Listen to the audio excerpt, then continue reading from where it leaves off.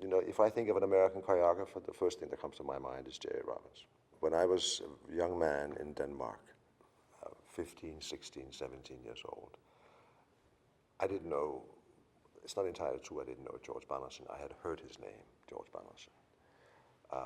But I had also heard the name Jerry Robbins. And the reason I had was because of West Side Story. And so I had this secret desire to emigrate to America, basically because of West Side Story. And so it was sort of ironic that when I got into contact with the New York City Ballet, completely in a different circumstances, it was through balancing, and he invited me. And of course, I was thrilled to come to America. And George Ballet was no slouch. But guess what? Here's Jerry Robbins in the same building.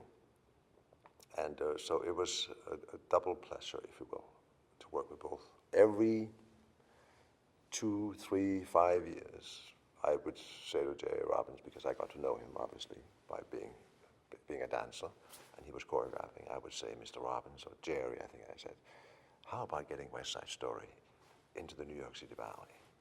And he would go, please, please. And he always sort of, at first he was irritated at me for suggesting it. And then when Mr. Balanchine died, Jerry and I became co-directors.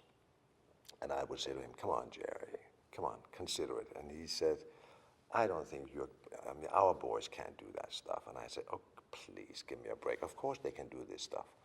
I was persistent and I insisted because of my own love for the piece, but also it was a great Bernstein score. And I knew our boys and girls, for that matter, would be fantastic. And I finally persuaded him.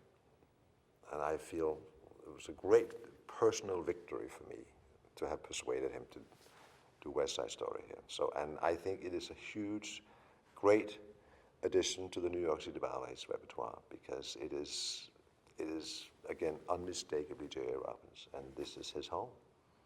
It belongs here.